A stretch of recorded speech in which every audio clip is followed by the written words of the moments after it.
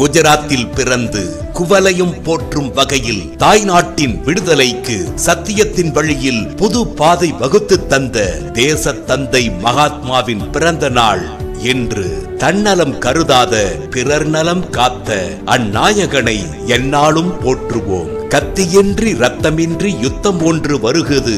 நாமக்கல் கவிஞர் எழுதிய புகழ்பெற்ற இவ்வரிகள் உரைக்கும் அகிம்சையின் மறு உருவமாம் உத்தமர் காந்தியின் உன்னதம். ஆயுதங்கள் பல ஏந்தி அடக்குமுறைகளை கட்டவிழ்த்துவிட்ட ஏகாதிபத்தியத்திற்கு எதிராக போராட அண்ணல் காட்டிய வழி சத்தியம்.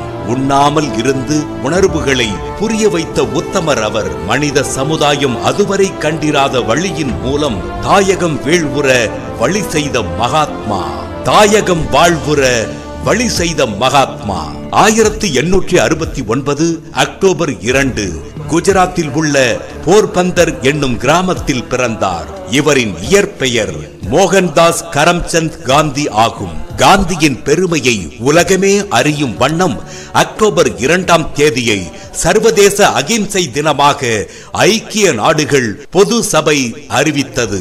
என் நன்னாளை பொன்னாளாக மாற்றும் வண்ணமாக வருகின்ற அக்டோபர் 2, 3, 4 ஆகிய 3 தினங்களுக்கு மட்டும் நீங்கள் வாங்கும் 916 HUID தங்க நகைகளுக்கு சேதாரம் 2% மட்டுமே.